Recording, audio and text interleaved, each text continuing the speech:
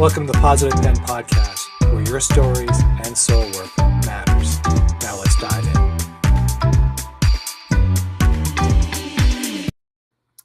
in. Good afternoon, good evening, whatever you're at. My name is John Ronaldo. This is the Positive Pen, and we are here to talk about stories, soul work, and Substack, or your creative outlet to tell your story and so forth.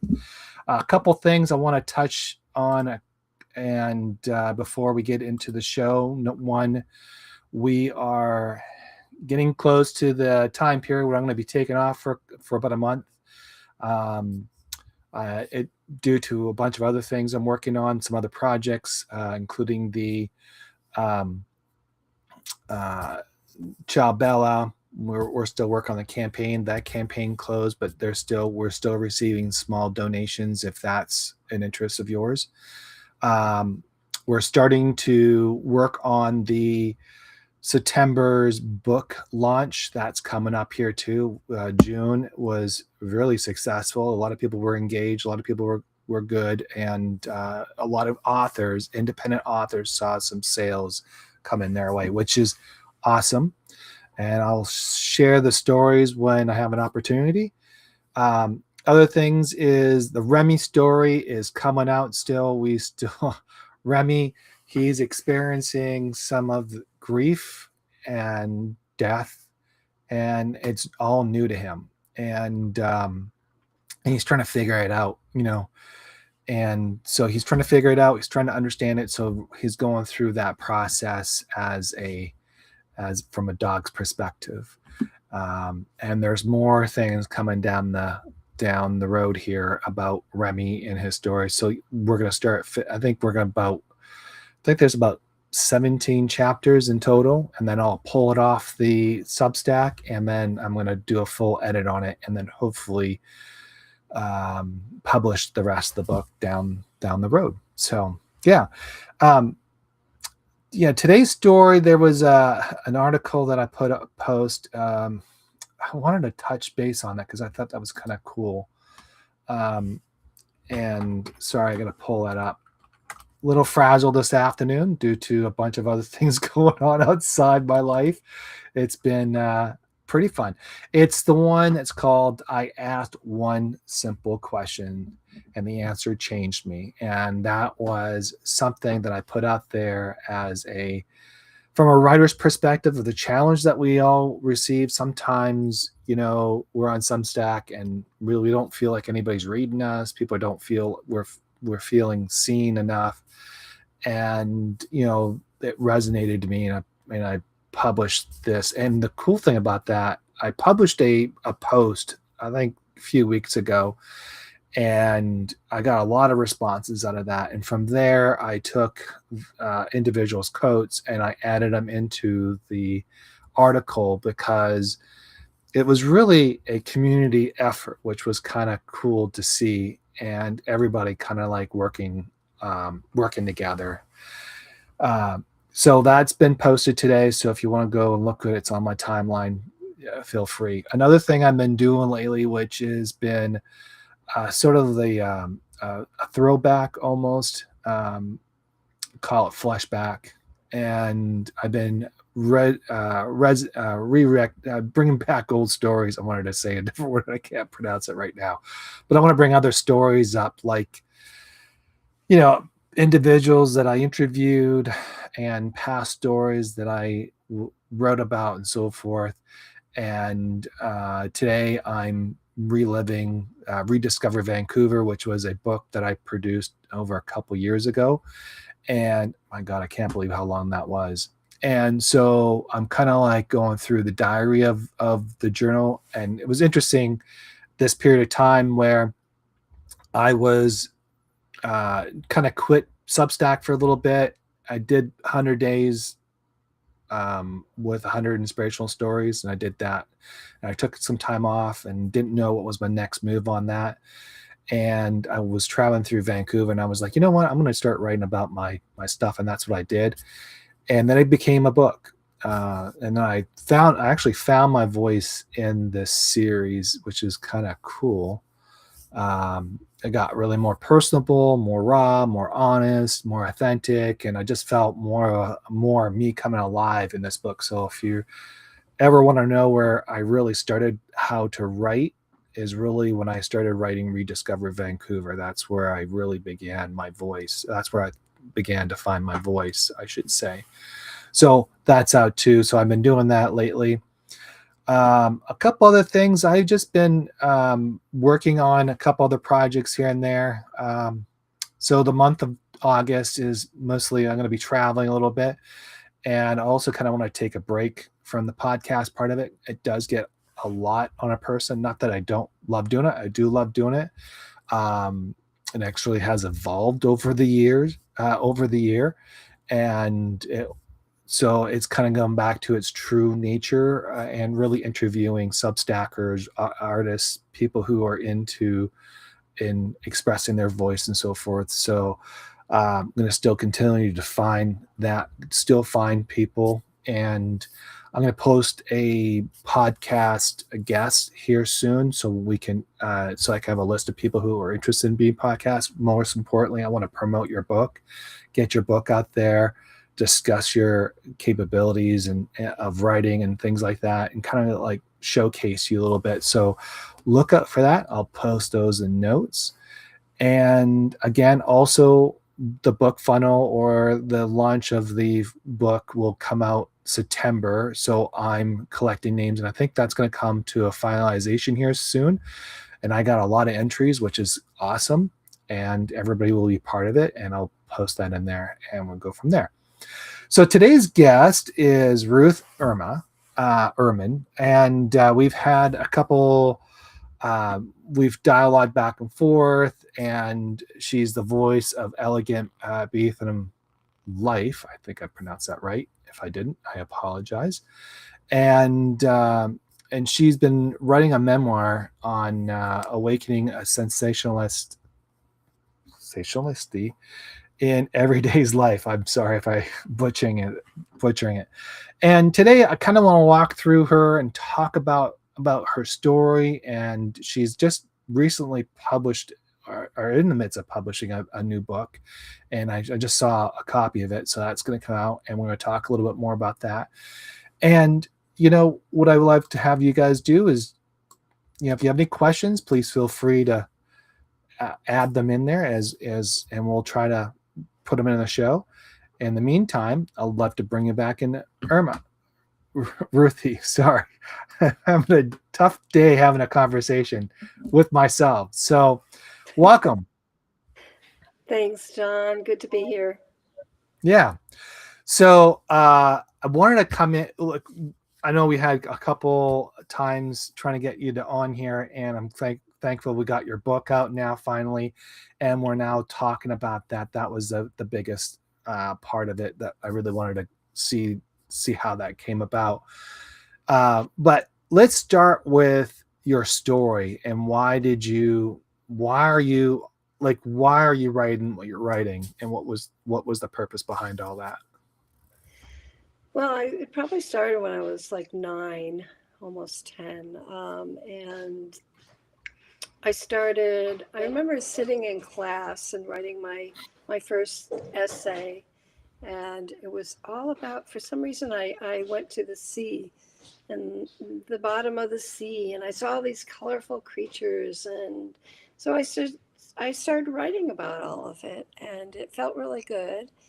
And I realized that I just loved writing. I was kind of an intense kiddo, kind of even more intense adult, I would say. But I think the crucial part or experience or time was when I was in my bedroom. I had an L-shaped room, a hallway, and then kind of another hallway. And it was in summer, in the middle of Illinois summer.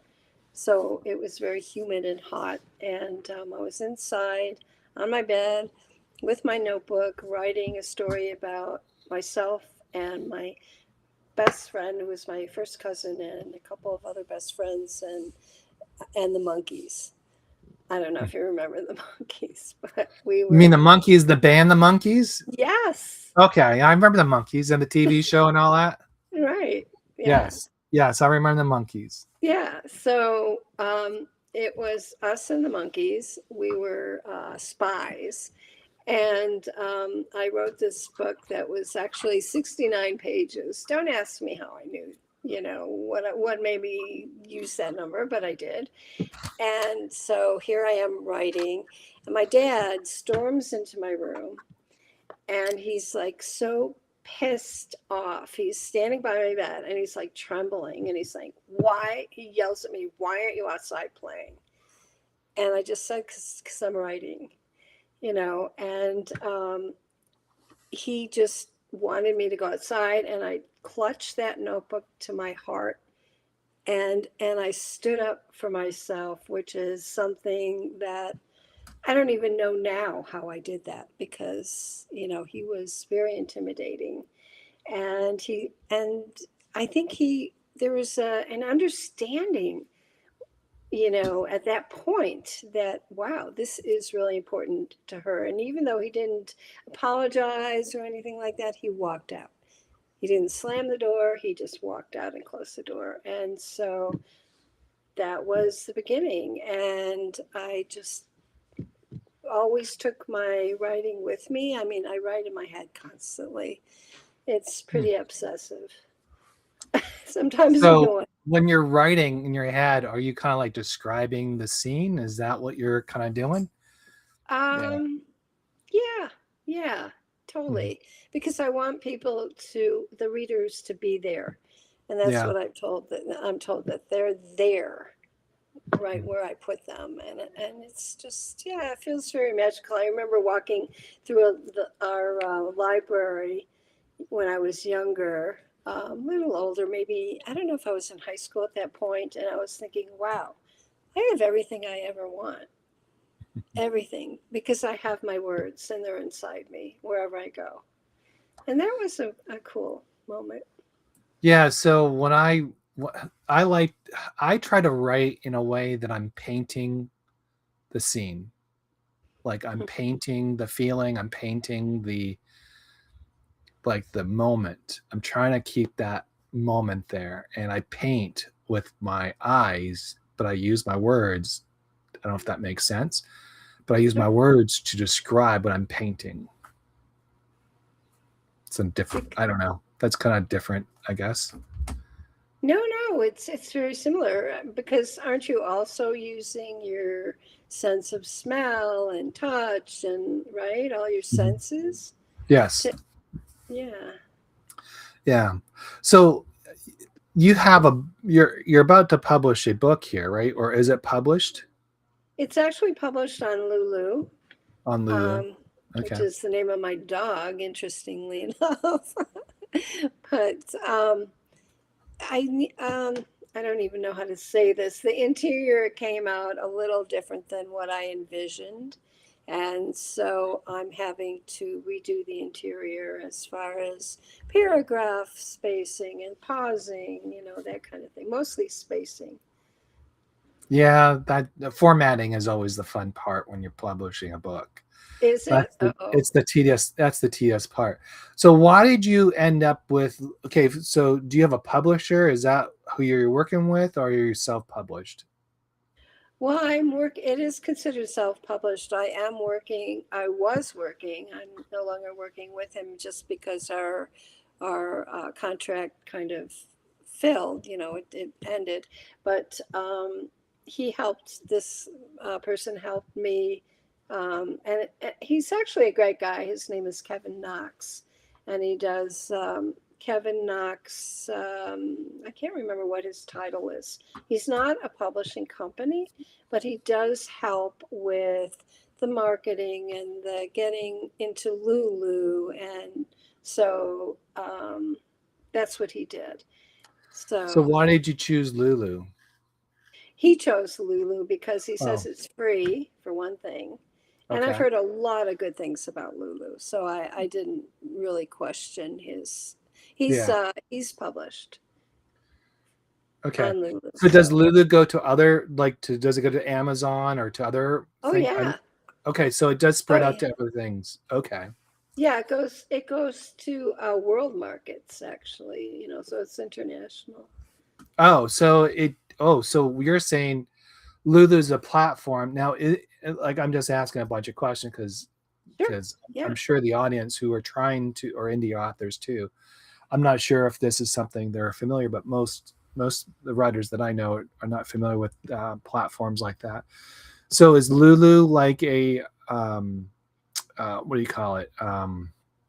Like, do you put your stuff on there, on your platform on there, and you kind of like, and you write it out on there, and you kind of like, or you upload it from a Word document onto Lulu? So it's uploaded. Mm. However, that's what I need to look more into. I have to say that I've been dragging my feet on that because it's not my It's thing tedious work. anymore. No one Oh likes my it. God. I know. It's like, okay, wait, today I'm gonna do this, that, or the other, but instead, I know it's an upload of a manuscript, and he kept telling me they followed my manuscript exactly. Okay. However, the spacing is way different. So So you are now on Amazon per se, I selling your think book. so. Oh, okay. All right. See how bad Well, I am with this stuff? I mean, technically, it's like, oh God, we're I gonna gotta. find out right now if you're on Amazon. Okay. Oh, thank you. That would be great. I appreciate Uh, that. Make sure I got. Yeah. So we're I gonna think there's see. just, yeah, I think there's just a lot of fear. It's like, oh, I can't believe this.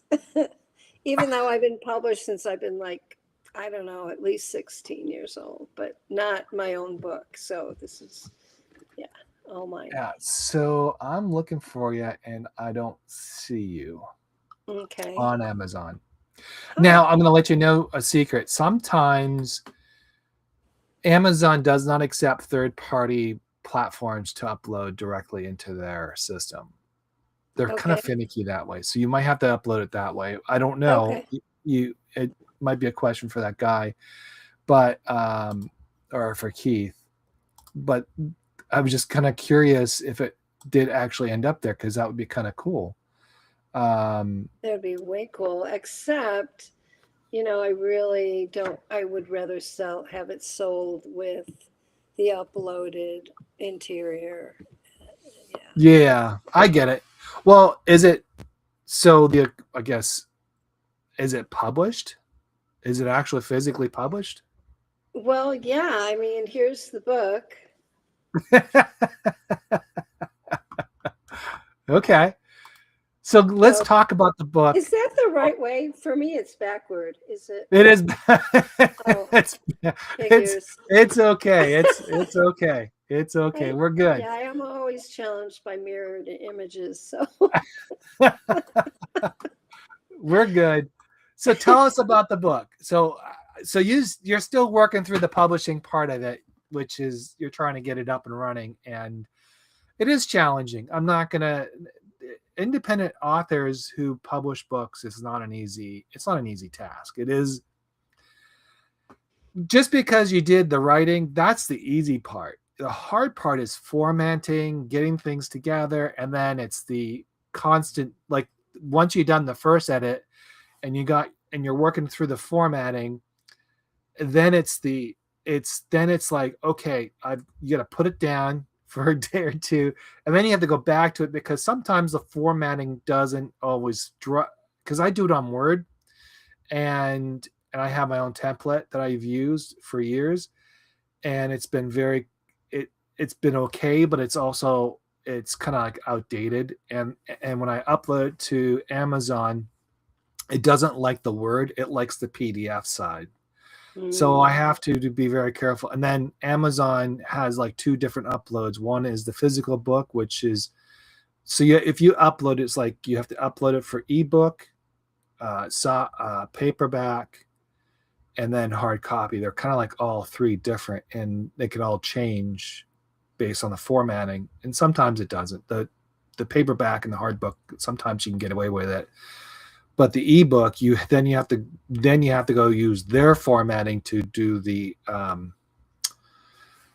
index and things like that, which is completely different from what Wow. you. So it is challenging, and if you're not used to it, like when you're publishing once or twice a year, I mean, you forget half the stuff because you're not constantly using it. But if you're constantly using it, I guess it's an easy format. It's not a hard format to do. It's just the editing part, and then the formatting is really the tough part, getting it up there.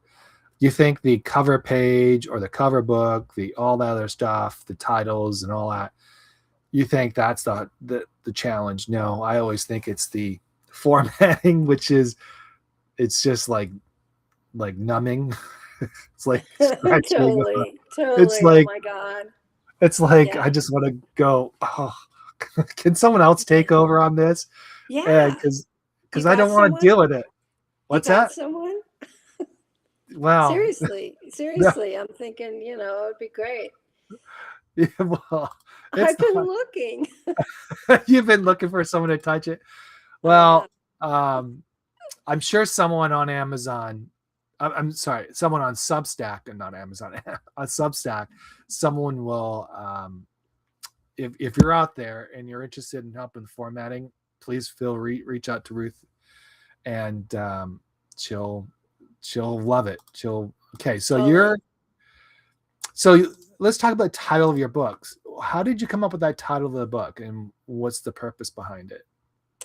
So I was working with another guy who I've known for many years, and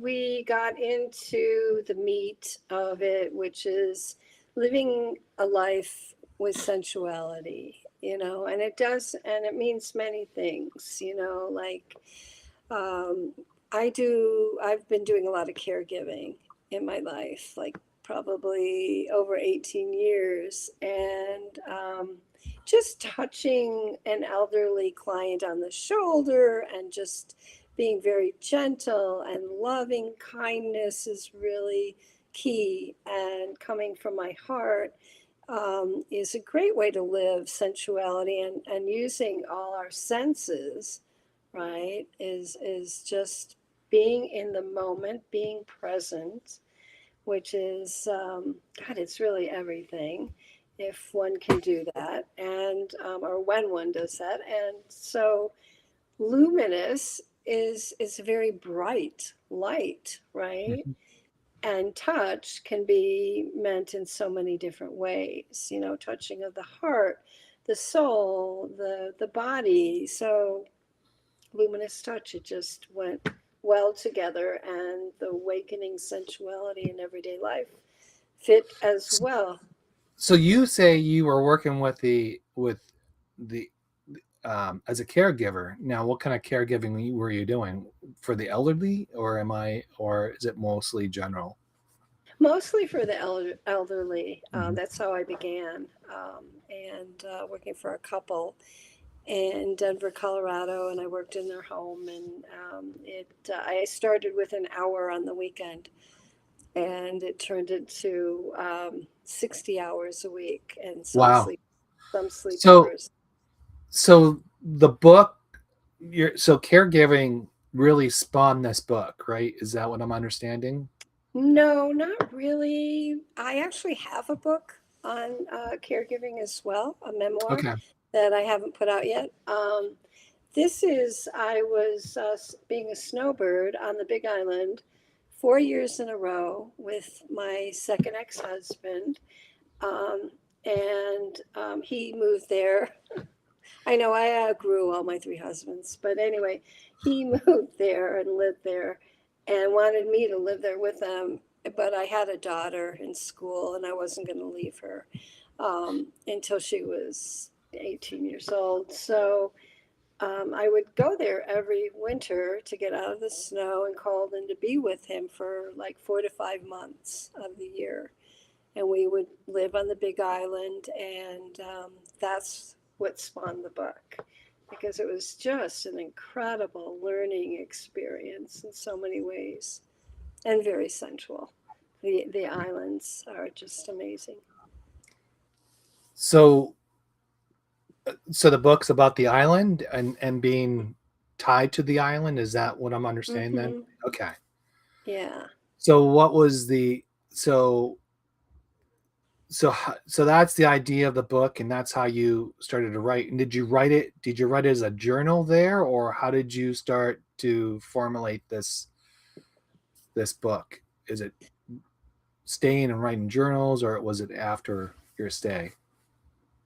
Well, I was writing while I was there because I felt like a waterfall there. Oh my God, my words just tumbled out Wow. and wouldn't stop. And I found out that it's actually one of my happy places.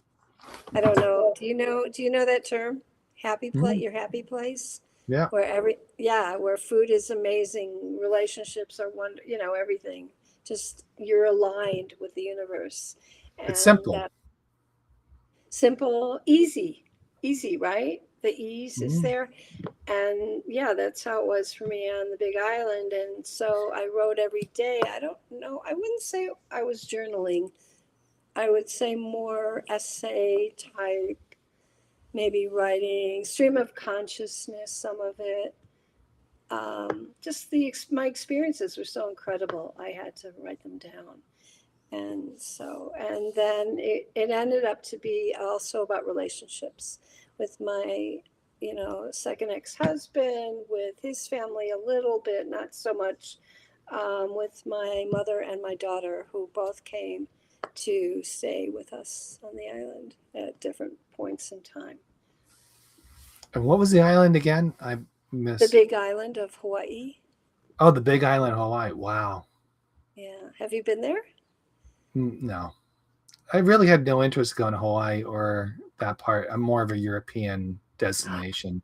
Oh my God, that's what I said before I went there. I swear to God, I'm like, oh, we could be going to Europe. Why are we going to Hawaii?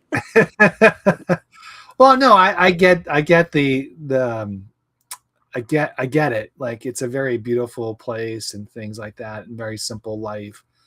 Um, and not that I don't want to go there. It's just never had really any interest per se. So, um, I'm more of I like architect culture. I mean, I'm sure there's culture there. I'm not saying there isn't. I like the different languages. I just like the whole like learning about the history of life, like Roman history and things like that.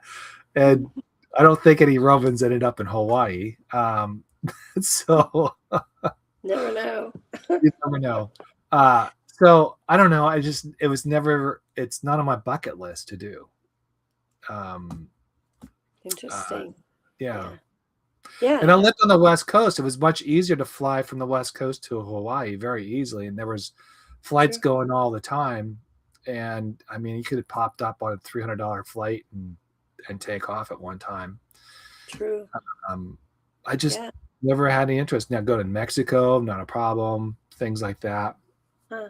I've been Funny. to Florida several times, and even the Caribbeans. I really just don't have much interest there. Like I not that I don't mind the beach and all that. Just more of an activity person, I guess. I don't know, like walking, looking at Hmm. things. Yeah, Interesting. Yeah. yeah. No, my feelings exactly. I'm actually first generation American. Okay. So I'm a European as well, and I'm way more attracted to Europe. But there was just something when we got there about the air, about the plumeria flowers that scented so amazing. And it just, yeah, I can't really explain it. It was more of a feeling, right? A sense Yeah. of, And that's, honestly, that happens when you're in the right state of mind and you're in line to whatever you're feeling, and you have a higher sense of, which is what the book is talking about, is more of, you have this sense of more of this centralization of what's your surrounding, and that's what your feeling is, and you're being a lot more creative. And that's something happened to me when I was when I was traveling through Europe a couple years ago, and immediately I was very creative. I started writing every single day. I started to journal. I started to write about a bird in a park. It was just weird stuff I started writing, or I went to go see a museum of the Renaissance, and I was like, I wrote down in my journal. I said that was a boring exhibit because it was just like it was not. I was like, oh, it's gonna be cool, and it just wasn't. It didn't really have any of the great paintings there. It just had some other things, Where which was was that? fine. In London, it was in Oh, London, okay. and then but I wrote about it, and it was free. Don't get me wrong, it was free, and it was not a problem. I was enjoying myself. It was just carefree type thing. And then I got to the wall that they exposed of the Roman Empire, and it still sits in London. And I was looking at it and I was like, wow, that's pretty cool. Because that's like 2,000, 3,000, 2,500 years ago or something like that, which is pretty cool. And, and then you think about the many steps that were taken on that island, for example, that because there was invaders in there, and you're kind of like I'm a big historian person, so I'm kind of like sitting there thinking about all this history and the overwhelming sensation, I would say, of Right. of the past and how the past brought us here, and I kind of think through that, and it was kind of cool. Like, but when my point, where I understand what you're saying, because when you're in that creative state where you don't feel captive, I guess you are a lot more creative and you are more willing to write than you would normally do. Like I write better in the morning time than I do in the evenings because Interesting. I'm not consumed with a bunch of crap. Putting it mildly, right? Yeah. Yeah. So there you go. Yeah. Mhm. Yeah. Oh, wow. I've been to London several times and I don't recall that wall. Yeah. Well, the Wow. London Bridge, I think it's the London Bridge, that was sold a couple to another. It was a London. Someone told me the London Bridge was sold. The original London Bridge was sold, and it went to Arizona. Whoa. Yeah, and they put a That's new kind London of Bridge. strange. What, I mean, to a place, to a desert? No, it's called. I think the place is called Lakeside, Arizona. I can't remember what it was, but Huh. I was like I was reading on it, and because I was like, "Whoa, the London Bridge," because obviously that's where the song came from, and that's Falling where down.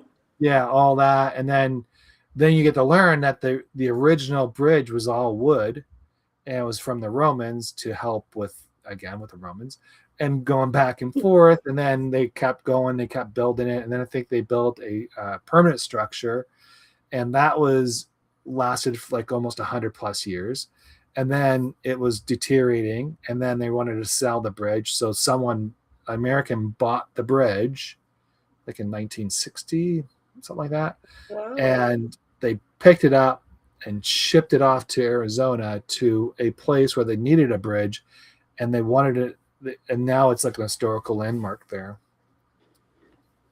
Yeah, Huh. so Interesting. that's the story that I was told. So I don't know how true that. I didn't follow on the Yeah. facts. Yeah, I thought that was kind Yeah. of cool. Yeah. Very cool. Yeah, Wow. Things you learn, right? Every day. every day. Yeah. Yeah. So I mean, I could see that. I mean, you could. I guess when you don't have the weight on your shoulder, you're more free to write. I don't know if that You, feels. yeah. Yeah. Sorry. No, it's that happy place thing. I mean, I Yeah. was told by an astrologer many years ago when I was pregnant with my daughter that I would be happiest because we didn't know where we should land, even though we were in Denver, and I've been in Colorado for 44 years. So he had said, you'll be happiest west of the Rocky Mountains. So the Big Island is west of the Rocky Mountains. I'm actually moving west of the Rocky Mountains very shortly. Oh yeah, where So you're moving to? Oregon, where my kiddos are. Oregon. Yeah. What part of Yeah, Oregon? In the Vancouver, Oregon, Portland, Oregon, or almost. No, they're in Astoria. Astoria? Yeah, Okay. I'm not a big fan of Astoria. I know a lot of people are going to be like, "What? It's so cute."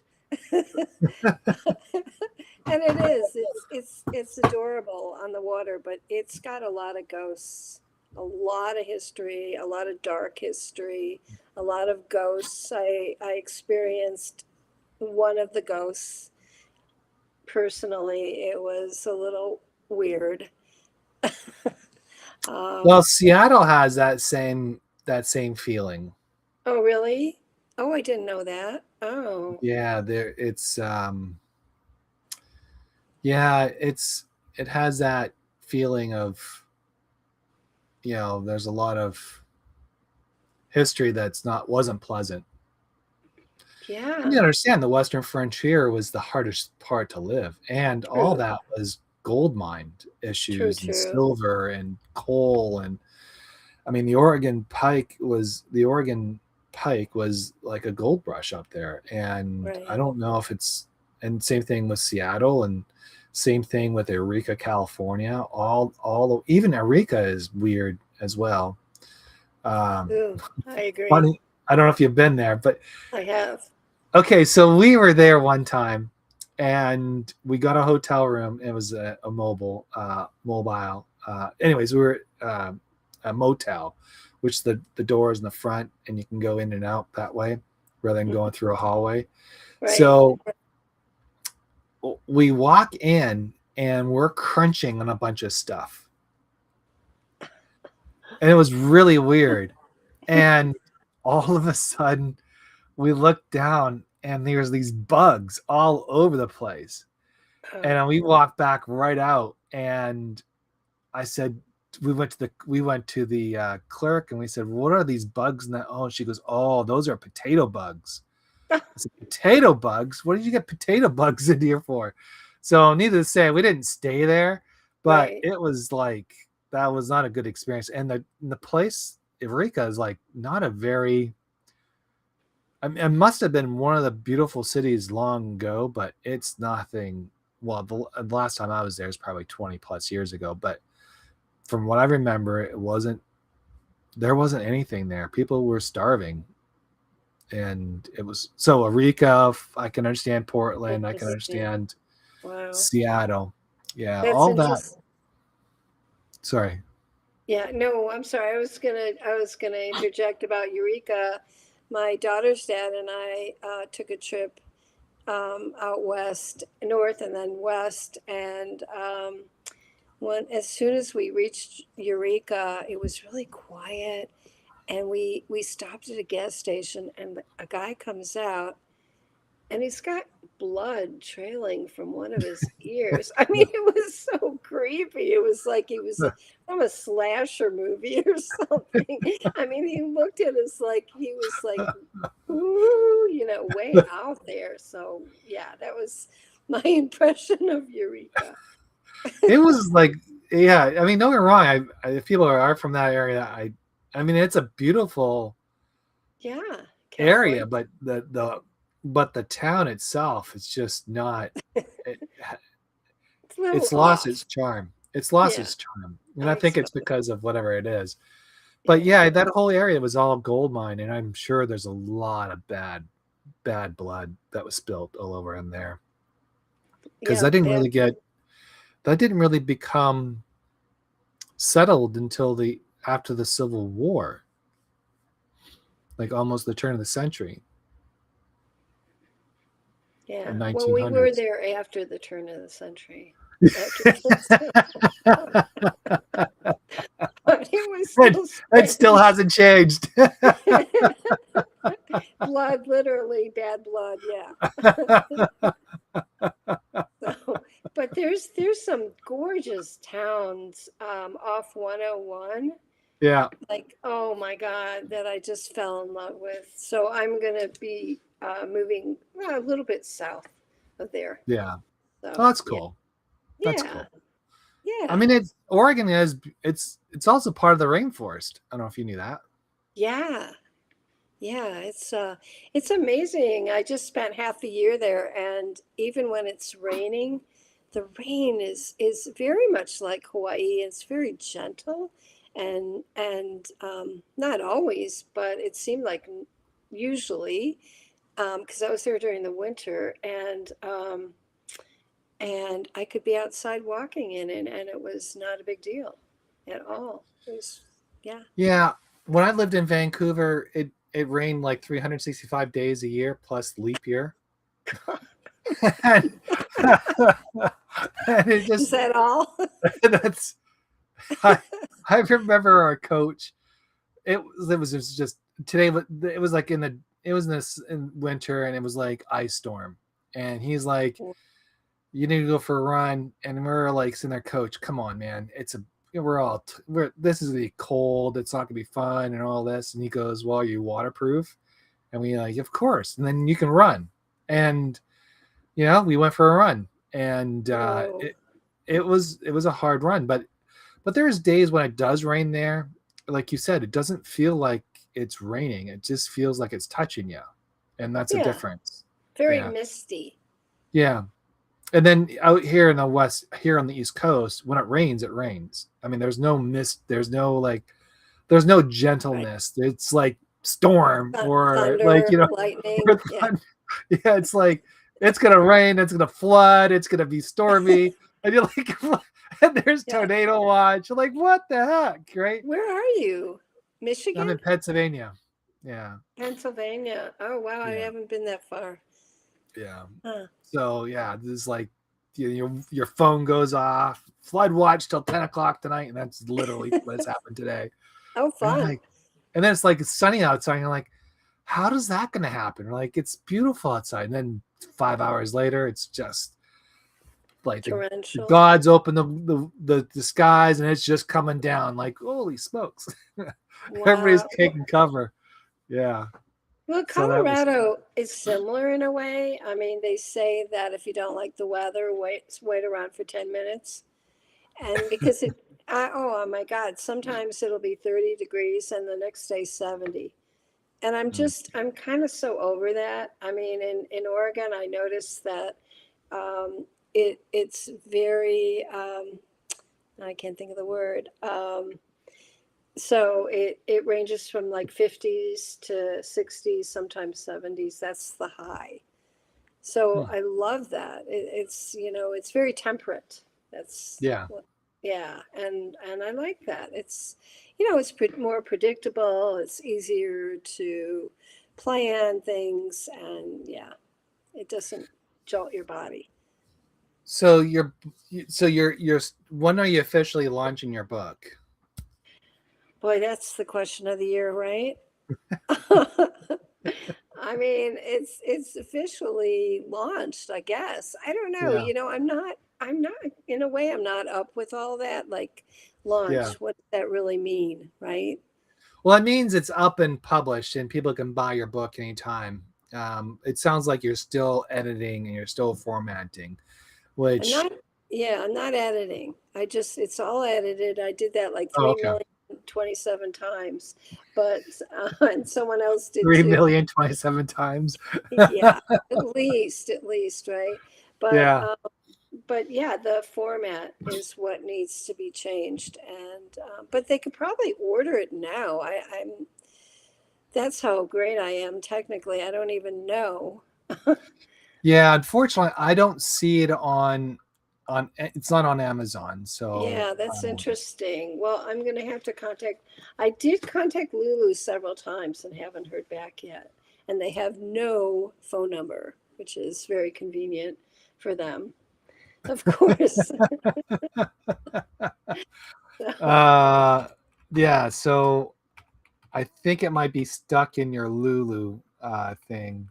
okay, yeah, I think you're probably right. Yeah, because if I can't, I'm gonna Google it so you can if I can Are you find it. looking up the title or my name? Yeah, the title. The title. Oh, actually, hang on a sec here. It did show up on Amazon. No, Oh, no, it got pulled. Oh no, it's right here. it got pulled. No, No, no. I got it. It's right Okay, here. you got pulled. So I got pulled. So here it is. Whoop, where did you go? Whoops, sorry. That's okay. We're gonna. Well, I don't know how Oh, to. magic! Wow. There you go. There you go. There's the book. So it is on Amazon, Cool. and Well,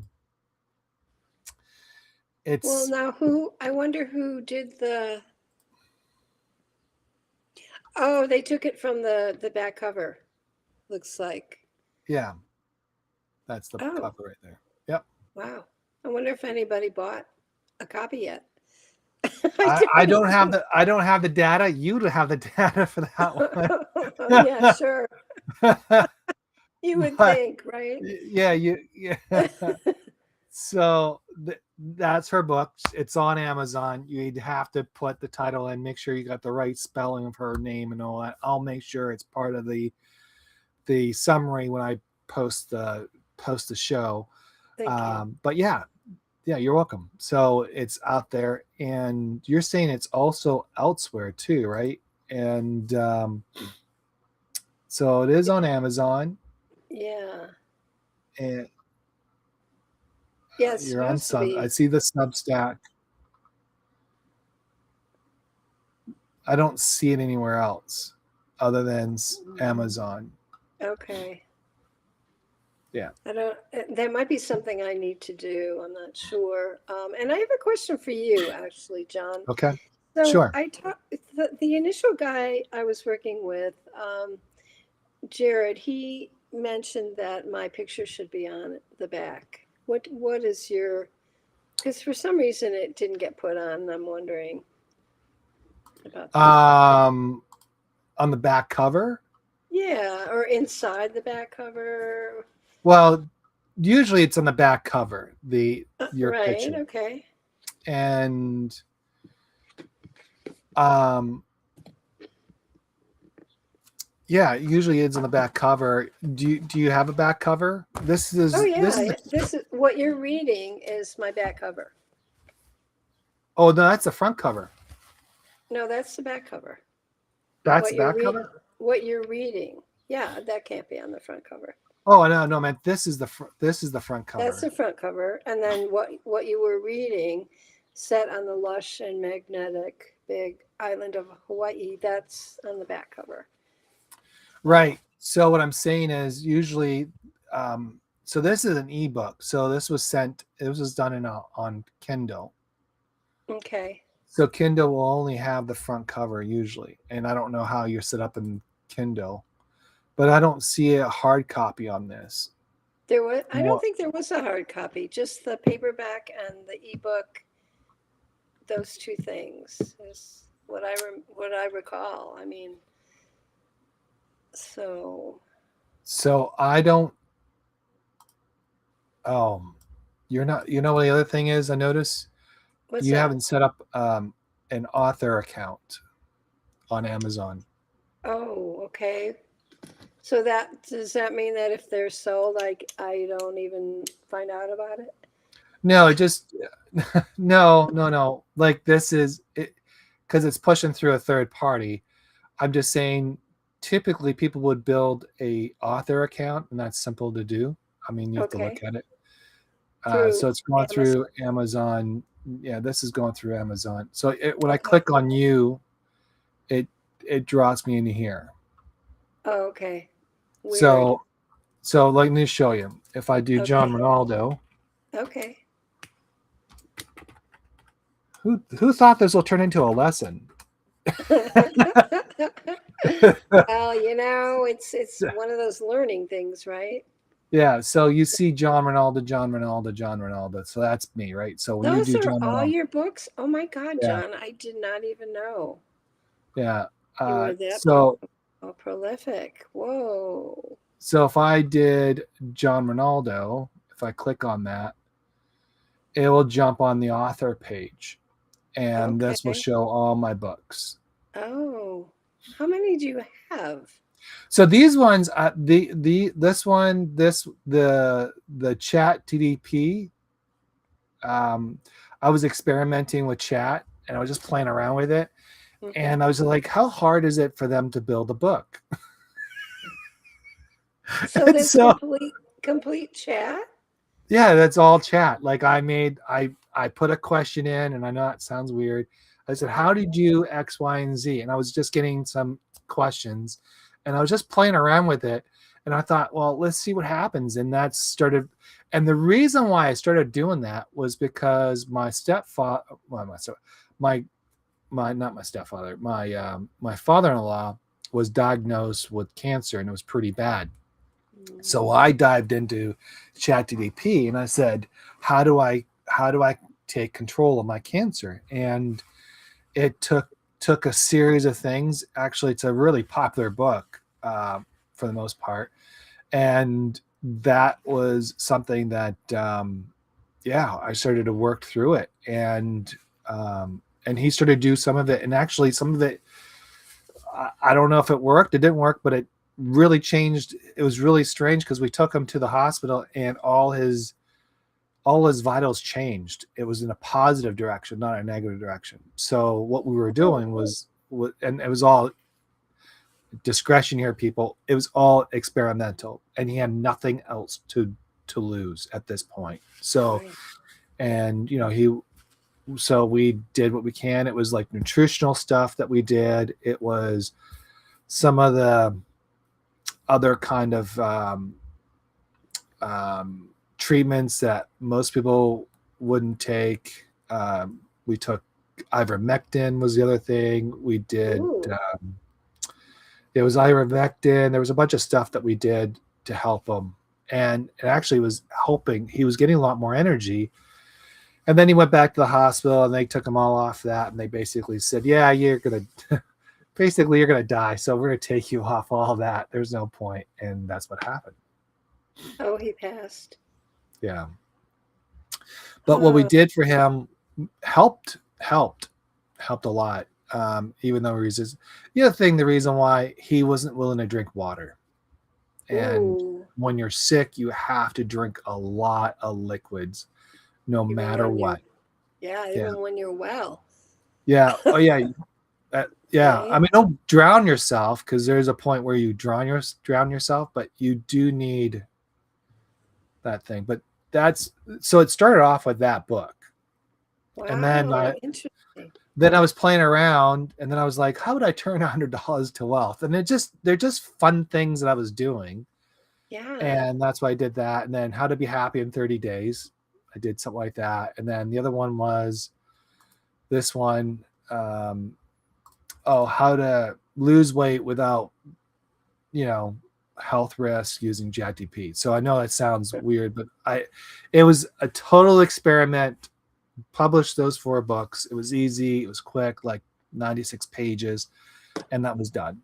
So that was that. Have you had sales? Yeah. Mhm. Yeah. Oh, you're giving me some good ideas. Yeah. Uh, This sold the cancer one sold really well. It still sells. Oddly, wow. strange enough. I wasn't. Yeah, I put it up there. I mean, don't get me wrong. I'm not. It's not a rich scheme. I just posted it as a way to. And Amazon doesn't like that you're trying to cure cancer because you have to be very Hmm. careful about that. Yeah. So that was that. Yeah. Yeah. Wow.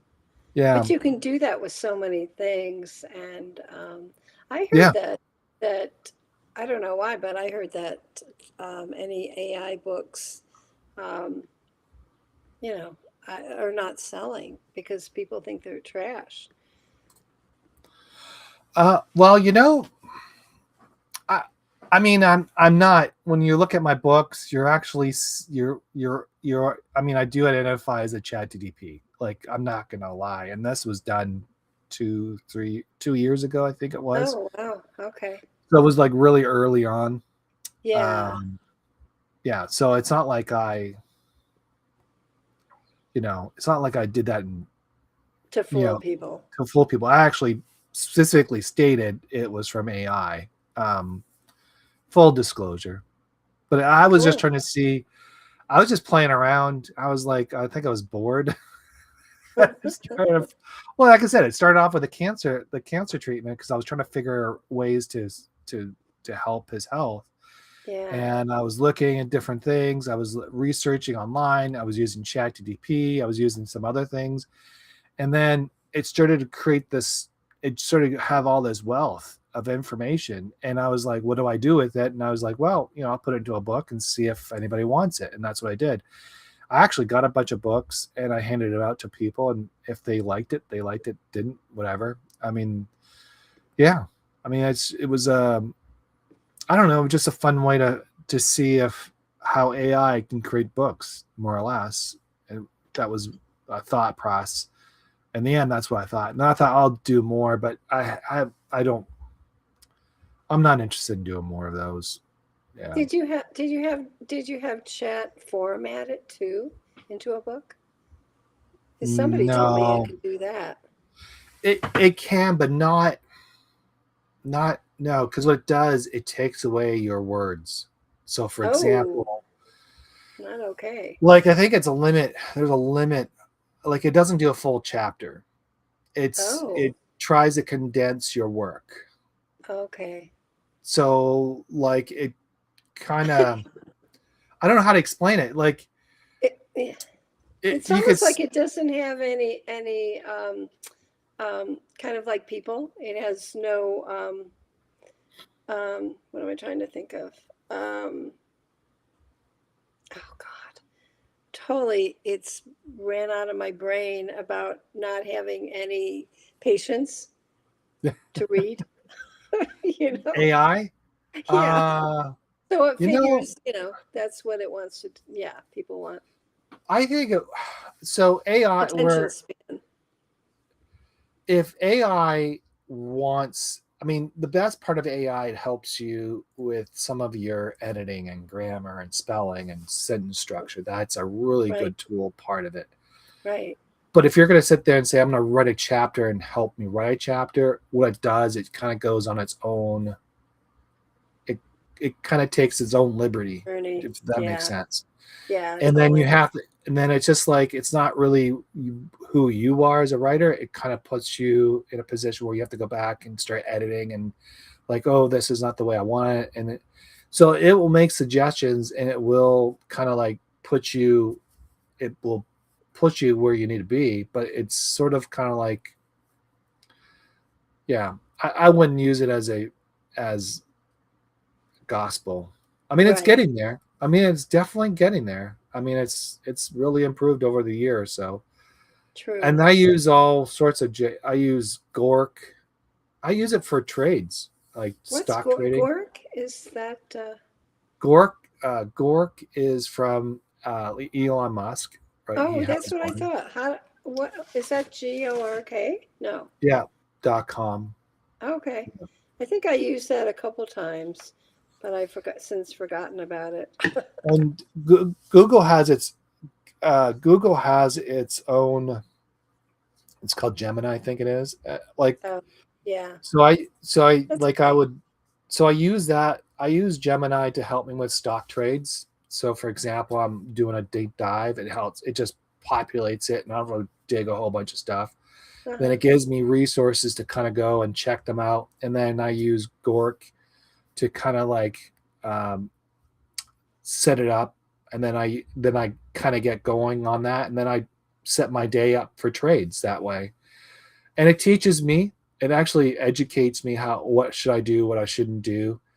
I mean, Whoa. I've gotten really, I wouldn't say great at it, but I mean, I've gotten really good. I'm no longer an amateur at it because I was trading for like 5 years, and then AI helped with the strategy. It helped you with the terminologies, why you don't trade, why you do trade. Helps you with the understanding. Hey, and it also it does not predict the market as well. It kind of you have to understand stock trading a little bit to really give the right questions to it to Okay. kind of generate. It's the prompts are what really drives AI.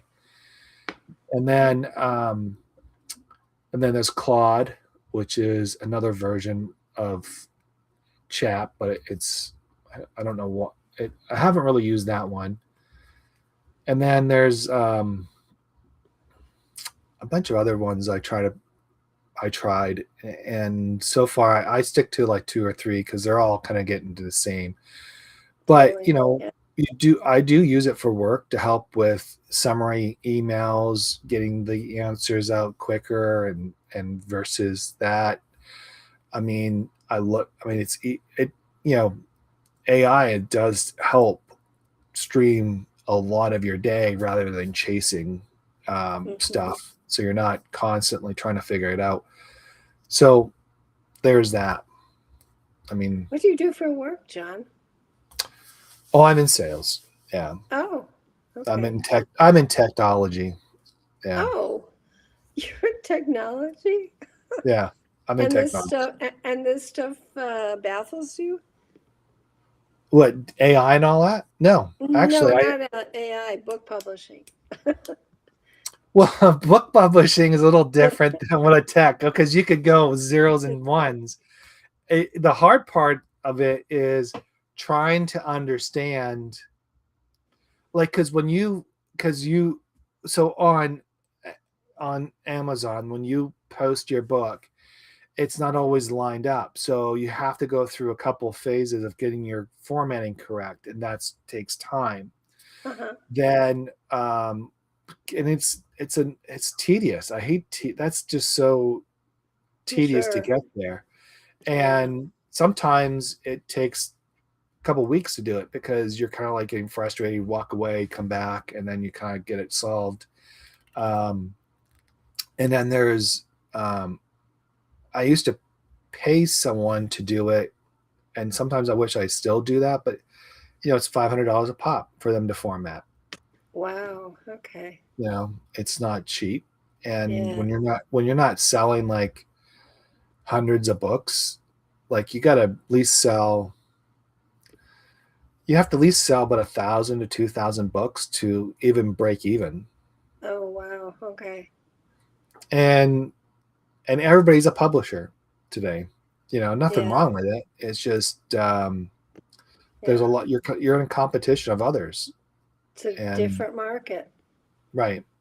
Well, you're in competition when it comes to publishing. You're in competition with the big, huge retail publishers who have years and decades of networking. They've gotten proven record of when to publish, how to publish, and they got the publishing houses. They got it all, right? So Yeah. when you go to them to publish, they've already sought you out. They already found that you're an interesting person. You're doing this, blah blah blah, and then they kind of go ahead and um, they'll give you some money, but those times, those opportunities don't really come to fruition because you got to think about it. There's some people who've submitted books to a bunch of publishers and they get no responses, or it's like, or if you do, you go to a boutique publisher and you're paying them to do stuff, and then they don't want you to do, they want you to do the marketing. Right. So there's a lot of, like, indie authors. That's why I say to indie authors is that the best thing for indie author is to collaborate with each other, because if we're collaborating with each other, then we're pushing each other's books. And if we're pushing each other's books, because not one reader is going to be a library of one book. It's going to be True. multiple books, right? They're going to pick True. a bunch of books, and that's why I do the book funnel strategy every quarter, because it's the best thing that you could do for indie authors, and it helps promote them. It gets some sales. I mean, it's not great sales, but it gets some recognition, it gets some stuff, and it really gives back to the community that's given you a lot in return. So it's like it's a Yeah. reciprocal relationship. And, sometimes it'd be best to autograph your books to those ones who are readers and kind of do that. And then you could do that in different ways. So, but people don't like, but when indie authors get together, when they indie authors island on their own, which is literally what they're doing the editing, they're doing the book cover, they're doing the formatting, they're doing the marketing, they're doing the uplift to the platforms, they're doing all that stuff just to get to here. Even though they wrote a book and it might be the greatest book ever, this whole other end of it, the back end part of it, is the monster. Yeah. And it can take consuming amount of time to get there.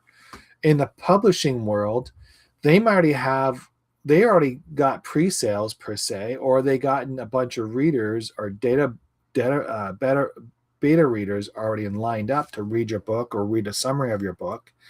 And they're able to get that turned around. And then once your book's launched, guess what? They're immediately hitting all cylinders on reviews to pump the book up and get you going. And so like the first 24 hours is probably the crucial amount of time to get that up and going and hitting your list and all that kind of stuff. So it's interesting in the sense of how we all go about marketing. But I look at it this way: if we're able to do it together on Substack, there's 35 million people on Substack that reads our stories, one of our stories. And if we just get 10% of that, and we all are all working together. So if your book launch comes, we do that. We do a quick promo. We get all that out and going. And then each person's launch becomes easier as the years go by because we're all primed and ready to go on how to do that.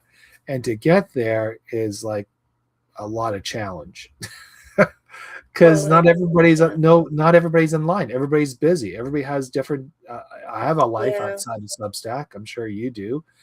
And spending time on Substack 24/7 could be very time consuming. So it's but the best rabbit hole. What's that? It can be a rabbit hole. I go down. Oh, absolutely. Yeah, absolutely. It's a rabbit hole. It's just fascinating. And I have to say too, it's interesting that everybody and their uncle is migrating there now. Have you noticed? I'm sorry, I missed that last part. Everyone and their uncle are migrating there now, and I won't name any names, but there's some very well-known actors and whatnot, and I'm like, oh, really? I don't know. It just kind of, for me, it puts a dent in it. I don't know why, but it just kind of does. Yeah, I get that. Substack, honestly, it was one of the areas that nobody knew. Right. And you can go on there and create a whole entire new life. Right. And nobody knew you, nobody cared about you. All they did was support. And they still do today. They're very supportive, they're encouraging. They love your creativity, even though it might be the horrible thing you wrote. They'll still put praise. They'll still encourage it, which I love because it encourages you to keep doing what you're doing. Builds confidence and all that. That's awesome. But now there's this black cloud coming in, and it's like you're saying, these celebrities, these politicians, these pundits, they're coming in there and they're occupying our space. Mm-hmm. And I don't think, and I've gonna be honest, anytime I see a pundit or I see somebody who says certain things, I will mute that account, or sometimes I'll block it because I don't want that to be part of my feed. Yeah. Because I can go to Twitter and play there if I really want to go there. And if I really want to stir up my family, I can go on Facebook and cause a bunch of problems there. I got places to go where I want a chaos. If I'm looking for chaos, I got places to go. But Substack is your sanctuary, and your sanctuary should be the place of peace. It should be a place to just to come in and just have a dialogue, and I don't care about whatever the background you got going on, because I think that's noise. I care about your character, your willingness to make this a better community. What do you got creatively that's making you a better person each day? How are you helping other people? Really, that's what I'm looking for. And how are you inspiring others? That's more and more what I'm trying to do here on Substack. Yeah, yeah, that's very worthy. I mean, that's exactly how I feel as well, to be inspirational. And one new writer, she says she was on, I think, 3 days, and she says, "Well, I don't know. I feel like I'm writing into the abyss." And I'm thinking, whoa, 3 days. And she had like almost 200 hits. So I thought, well, that's a Wow. lot. I mean, I'm lucky to get three. Well, you see, sometimes I don't know who that person is, but sometimes people come in and they dump their list into Substack or upload, That's it. and so Okay. they get an instant Yeah, lift right off the bat, and they get thousands of right, people there, blah blah blah. And right. I don't know. I think that's not authentic. That's just pretending to be better. And Substack is not like that. Substack is not about the number of subscribers or the numbers, whatever, because it will show in your data or in Sure. Yeah. your numbers. Your open rate will go down, your engagement will go down. There's a whole bunch of other things that go down, and then what happens is Substack will kind of punish you for doing the shortcuts. They don't want you to have shortcuts. They want you to grow authentically. That's why they did this whole, I don't know if you heard the article about the AI, and they're now, you can go click on someone's newsletter and see if they are using AI. If it's authentic. Yeah, but that's not always gaugeable, right? Because somebody checked one of my articles for AI and said that I used it and I didn't. It's like, well, where does this come from? I don't know. Well, yeah. So the AI part, I mean, I use AI. I'm not gonna. I use it because I'm dyslexia. I have dyslexia, and sometimes the pronunciation of words, and I don't use them properly, and things like that. I kind of mix words up, and that's just me. Yeah, I noticed you did that with my title. Yes. And my So name. in your name. So I do that not intentionally. I do that because I'm I reading forgive too you. fast. Well, thank you. And I just laugh because I just chuckle because I'm like, here we go again. And it's okay. And I'm not Yeah. ashamed of it. So I use AI for grammar checks and make sure my sentence structure is correct. Uh-huh. But I think, don't we want to be, I mean, well, you see, I paid for editors, I paid for readers, I paid for all these people to double check my work before. What's the difference between paying AI to help me my True. grammar or an editor? What's the Yeah. difference? Right. Right. I mean, is there a difference? It's another pair of eyes, right? In a way. Yeah, and that's quicker. I mean, I'm not saying like I said earlier, you can't, like, if you have AI do all your work, then it's not really your voice. Now Right. you can train Totally. it to be your voice. There's a way of doing it. But if you it's your stories, it's your words or things like that, and AI is assisting you along the way, like a ghostwriter, like an editor, like a reader or a beta reader or someone who's reading gives you comments, then I don't see the difference. I don't. And then if you're going to scan someone's article, and if you're that person who's going to go on and scan every articles, Mm-hmm. just because you're a purist, and I laugh at you if you're doing that, because my thing is, wait a minute, you're scanning people's stuff, but you're on a platform that's built on AI. You're using a computer that's built on AI technically, Right. because you're That's you're yeah. you're probably using an email like a Google or a Word. That's all AI because because Great they're point. because they know you.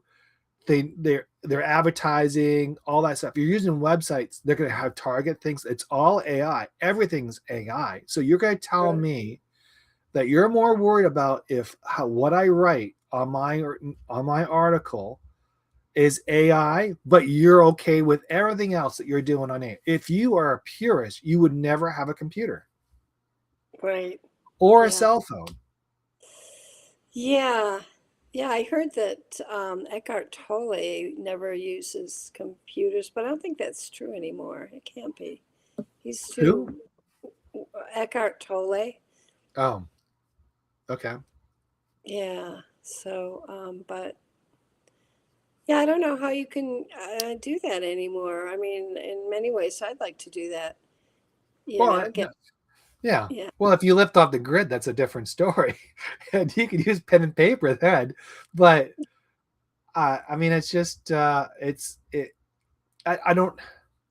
I think there is some moral issues, and I think you have to be right about right. that. So what I've done now is the bottom of my article now does have a disclaimer. Hey, I do use AI, and this is the reason why I use AI. And if you don't like it, Don't unsubscribe. read it. Yeah, Or no, don't subscribe. I mean, yeah, I'm not gonna apologize right. for a tool that can help me, you know, help me structure a sentence that doesn't sound like it's like someone's talking backwards. Yeah. Wow, that's cool. If you can do that, that's pretty cool. Wow. Yeah, yeah. So there you go. Yeah.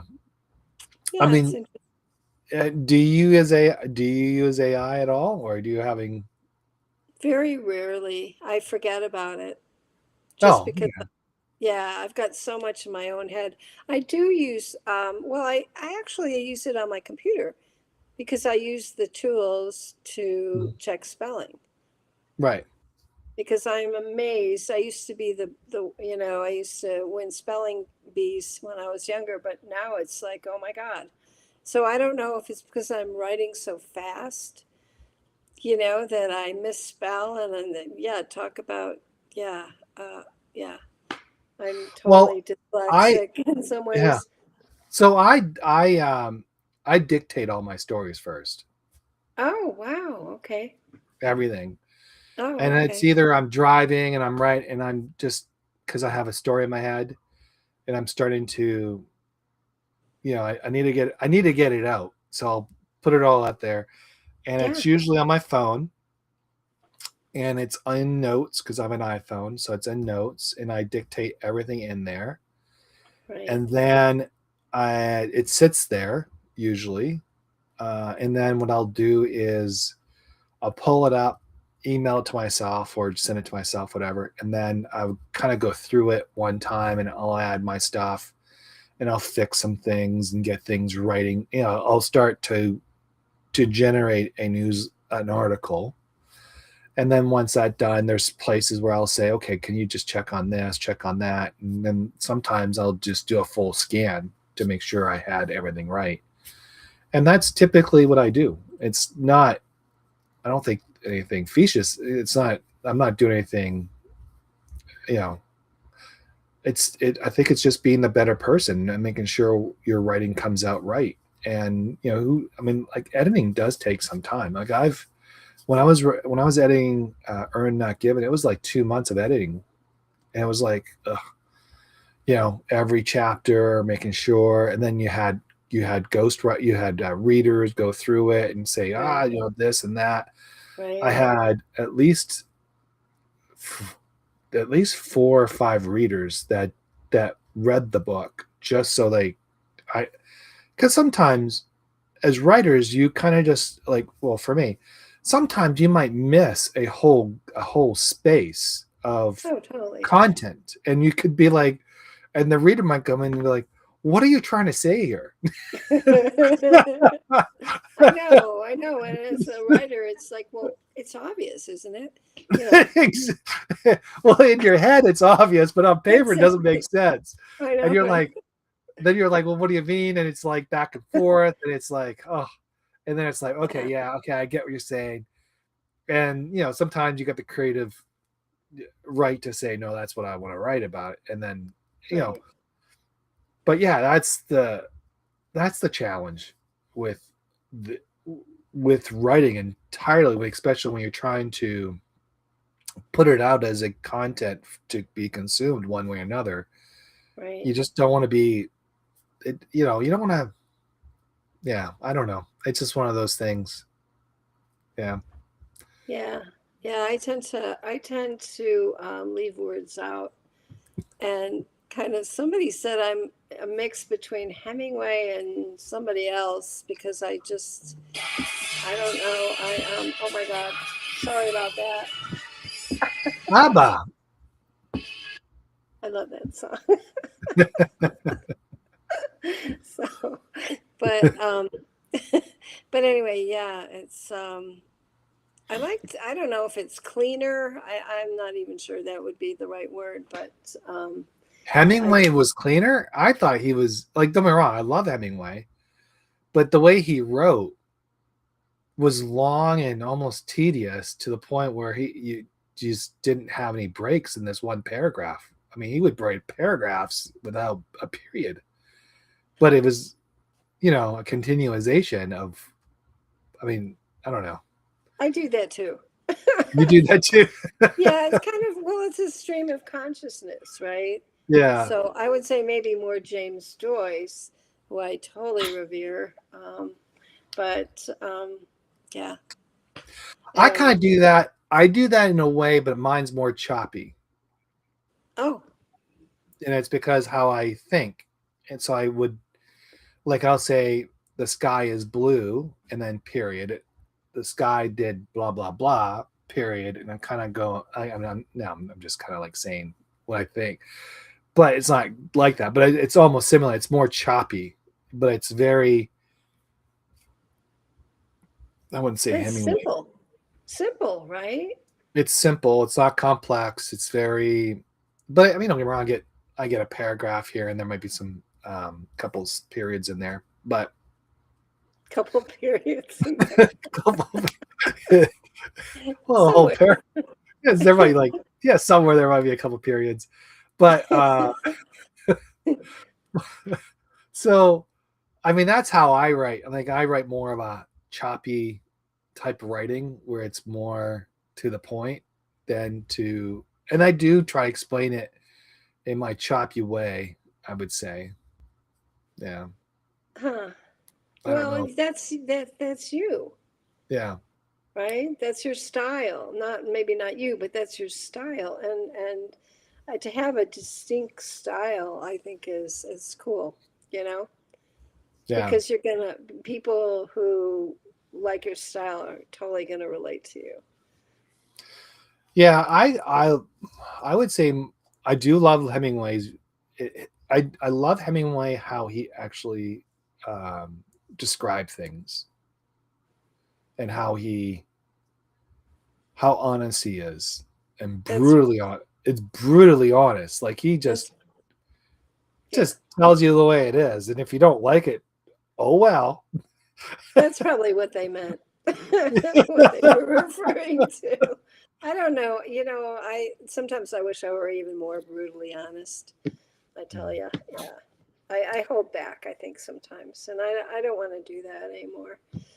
Not that I ever did, but yeah, want to Well, I don't now. know about holding. I mean, people don't. I mean, there's a lot of people don't. They hold back. Like there's Yeah. when you're. It's like so when you've probably been writing for almost Oh, since you're wow. what? Yeah, A few like years. since you were 8 years old, maybe, right? So and you have your own, and over the time you've crafted different types of style writing. It True. Yeah. hasn't been like consistent. I'm sure Right. it evolved over time. So writing Yeah. writing itself, it evolves, but also telling a story also evolves in the way you write because a storyteller is completely different than someone telling a story. Do you know the difference is like I use the analogy, someone will paint the paint the story with their eyes and then kind of like put words into it, versus someone writing the scene and not really painting the story. I don't know if that makes sense, but it's just two different ways to sound. Like Hemingway told the story, told the story. There is, if you go to a news guy, he's going to tell you the story. Like he's going to just write the story. It's going to be a very plain Jane type way. Right. And so there's two different styles. And like when I was writing, when I was younger, it was more choppy and a lot more, personable. inconsistent. What's that? Personable. Yeah, it was like whatever. And then when I wrote my first book, it wasn't really my voice and it wasn't really me. But when I got to just rediscover Vancouver, that was I found my voice. Then I found the storytelling, and I was like, oh, I really love how I'm putting this together. And it was like more, I wasn't struggling anymore. I don't know if that makes sense, but it wasn't struggling to write. It just flew more. It just flew out much easier. And then it started to carry on to other books, and it was much easier. And those other books, the earlier ones, were more of a struggle than the flow, more of a storytelling. I don't know if that makes sense, but I was trying to. Yeah. Totally. Yes. Are you Canadian? Yeah. Okay, that says a lot, right? Because no, what does it say a lot? No, I mean what you were saying about the way it flowed, because you were engaged, your heart was engaged, your soul was engaged, because you're Canadian. So writing about Vancouver, writing about Canada, just was home to you, right? Yeah. I mean, to me, that's what you were saying, the difference between something written personally and relating to someone personally, and someone writing, well, I hate to say superficially, but just more factual, right? Because that's what the news people do. Well, not that I have to say, yeah, right. I think you're reading my mind about the factual part, but 20% is accurate. Maybe. The words are accurate. That's all I gotta say. Oh, yeah, maybe. I guess, yeah. The grammar might be accurate. The words spelling might be accurate, but the rest of it's not always accurate. Right. So, exactly. Yeah. So that's a big difference.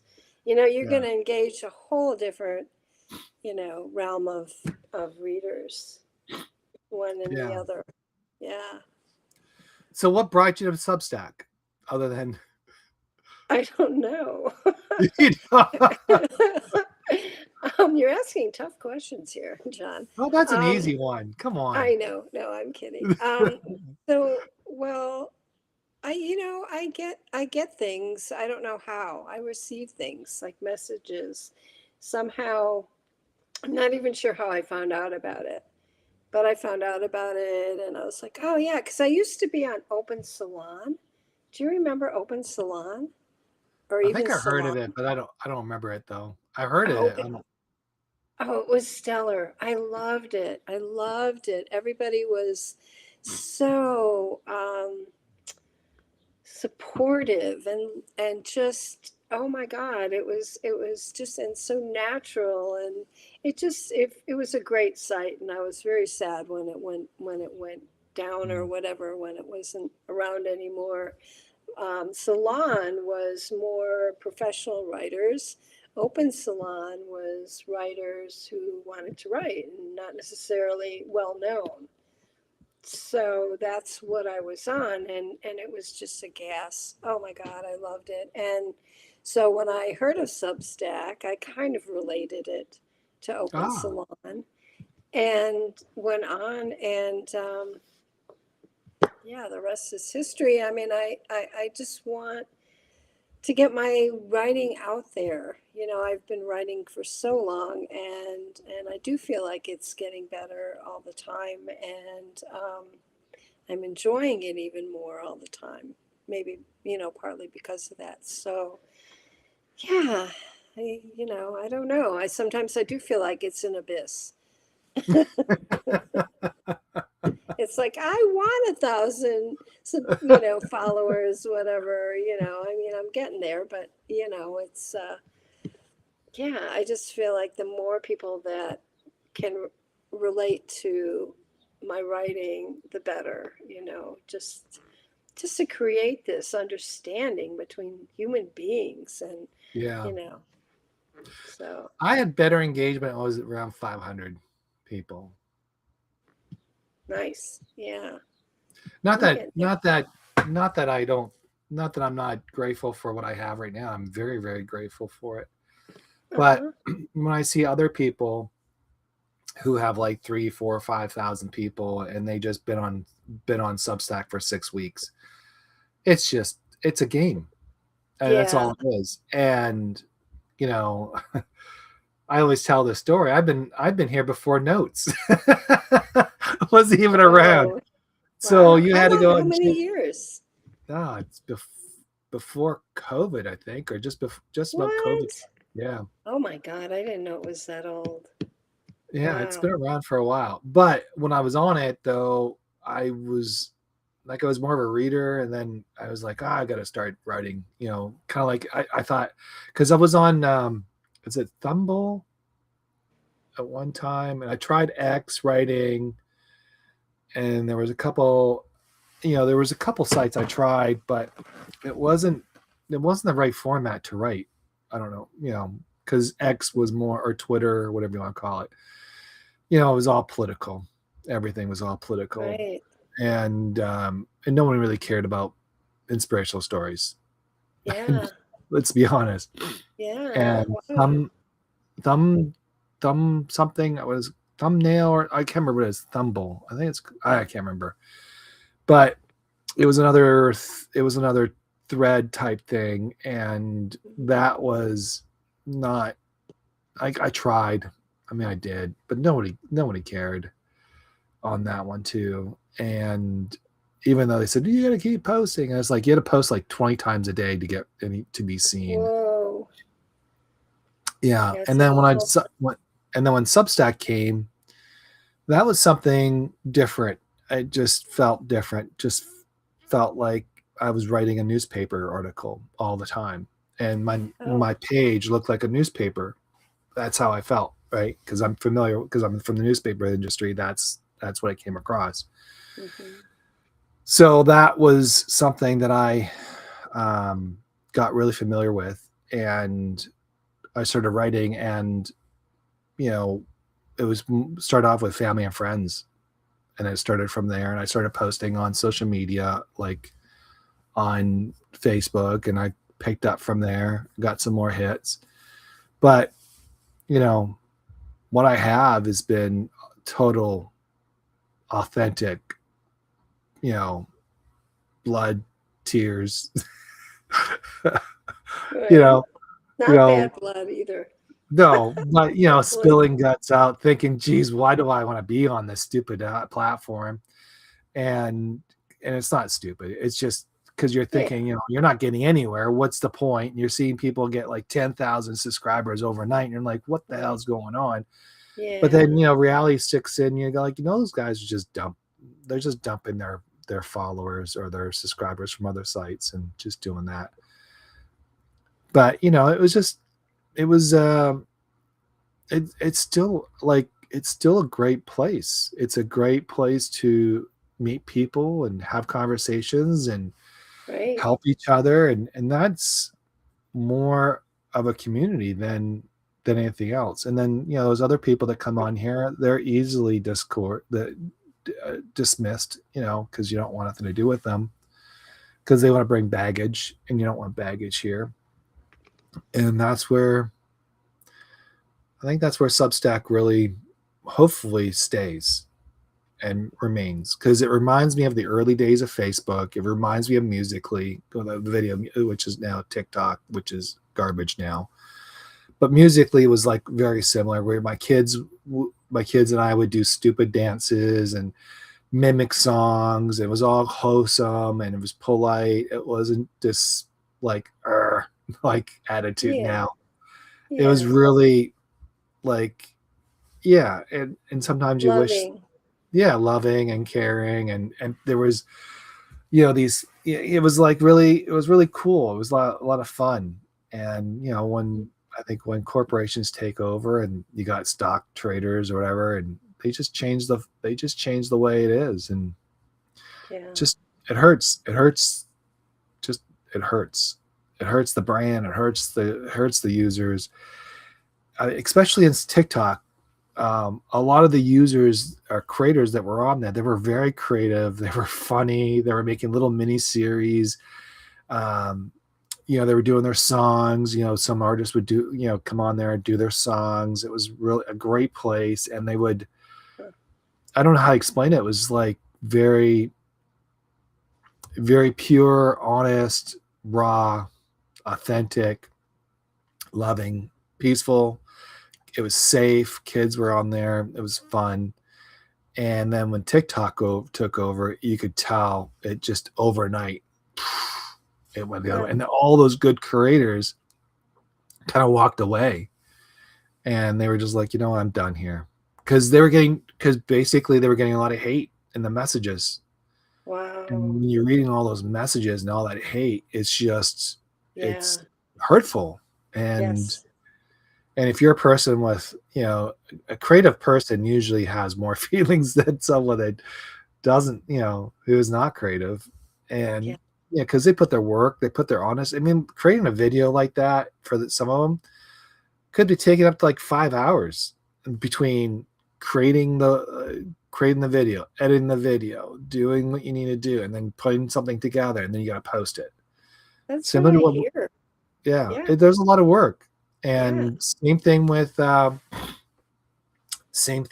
us. You know, when we write an article or a story, I mean, I don't publish right away. Those ones sit on the shelf for a couple of weeks at least before I Oh, decide. really? Yeah, Oh, I've written one, and it's sitting on the shelf, and it's in my drafts, not on Substack. I have about 40 plus drafts in my Substack.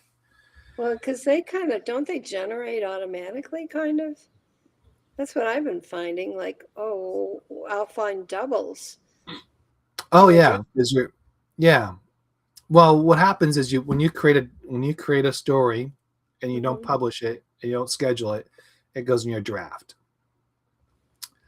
And I almost, sometimes, yeah. Even and then if you schedule, because no, when you schedule, it goes into your scheduling, and that's a different story. I'm I talking almost, about, oh, well, this one in my draft. If you go into my drafts, you see. Well, I can show you. I don't have a you problem got showing you. 40 in there. Well, I don't know. I think I had 40 in there, but it's what I do is like, let's see if I can pull it up.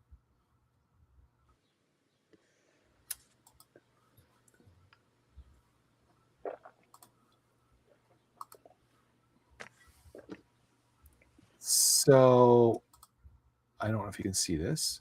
Oh, there it is. Yeah. Those are all drafts. So these are all drafts. Oh my goodness. Or there might be, I create templates. There's 43 in there. Wow. And then I published already 700 plus. I have like 21 scheduled. So what you do is, so these ones. Do you schedule every day? I schedule out. I'm already out in September. Oh my God. But these stories have been hanging around for over a year. Oh, geez. These stories have been written maybe, like, for example, like you could tell the difference. You know how you could tell the difference? I'll tell you how you can tell the difference. I'm sharing my secret, people. Hope you guys like it. So these ones were scheduled these was written almost 2 years ago. So this is one story these were like my inspirational stories that I was creating for 100 days. So I was creating these ones and then I kind of change it up. So this, and you could tell that the format changed because this is no longer is my format and my thing. Oh, okay. And I so like. I wanted to kind of get rid of, and that's the Huh, TikTok. So I wanted to get rid of, huh, not get rid of it. I wanted to start scheduling these ones that are a little older out of my drafts into a nerd, uh-huh. just to get them out. Sure. Yeah. And if you Absolutely. go into my new ones, you can see well, this is Remy's chapter 11, people.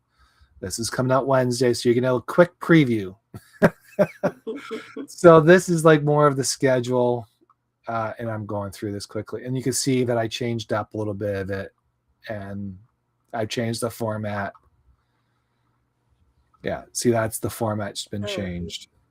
So the older ones I'm trying to push out now, and I don't know why. Like sometimes I might write something that's really hot that I'm wanted to say, and Right. that was so. Like for example, I wrote about this one, and that one, um, Hmm. I wanted to write that one, so I put that together and I edited it and all that kind of stuff, and I got that out the door.